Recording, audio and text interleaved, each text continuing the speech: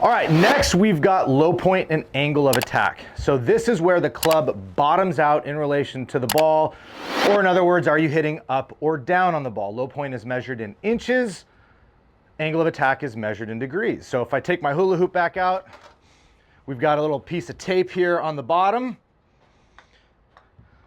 If the club is bottoming out before the ball, we're gonna see a B pop up. If the club is bottoming out after the ball, we're gonna see an A pop up. Low point's measured in inches again. So let's say the club's bottoming out 2 inches before the ball, we would see a 2B. If the club's bottoming out 2 inches after the ball, we would see a 2A. If the club is bottoming out right at the ball, we'd see a 0. So it's not perfect math, but an angle of attack here, let's say we see a 2B, we would see a positive 2 angle of attack, or 2 degrees upward. If our low point is 2 inches after the ball, we would see a negative 2, and so on. So that is as simple as it needs to be. Generally, we want to hit the ground after the ball with an iron.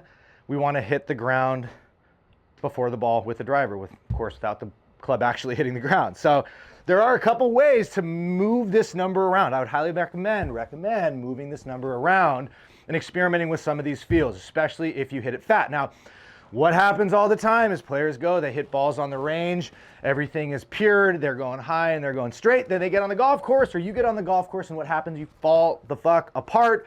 Everything is chunky, everything's fat, and you're like, what the fuck? I was peering it on the range. These are the numbers you need. Okay, it's really easy. When you're hitting off mats, you can essentially hit the ground wherever you want. Ball's still gonna go. Off grass, not quite as forgiving. So practicing with these numbers and getting this feedback is very helpful. A good number to kind of steer towards with an iron, try and hit the ground at least 2 inches after the ball. That will ensure, or not ensure, but you'll have a pretty good chance of striking it pretty good off grass if you're hitting it 2 inches after the ball. So how do we move this number around? So the first obvious way is moving the ball position forward or back in the stance. The further towards the front foot, generally that's going to increase the angle of attack. It's going to move low point further behind the ball. Might be good for a driver. Further behind or towards the back foot, obviously that's going to move low point further after the ball, and it's going to decrease your angle of attack. You're going to be hitting more down on it. So that's a good place to start. Mess around with ball position and get these numbers moving around. So if I go and I put the ball in the front of my stance, let's see if we can see an A positive angle of attack. Okay, so there's 6 degrees up, and we can see the low point there right at around 6 before. We obviously don't want to do that with an iron, but it's still important. It is still important to move this number around. Even if it's not what you want to do, we should be able to move low point around. All right, and that's kind of I'm going to be talking about this a lot with every number. Explore both ends of the spectrum, the extremes. If you can do this and you can do this, and you can find somewhere in the middle. Okay, it's not all, the point isn't always to do what you want to do. It's to also do what you don't want to do. So when shit is going bad, you can figure it out. I don't think that's talked enough about in golf instruction. Do good, do bad, find somewhere in the middle, and the better you get at that, the better you're going to be at solving your issues. All right, so ball position forward. Now we're going to go ball position back. So we should see a negative angle of attack and an A for low point. So let's see how far we can go here. So ball back.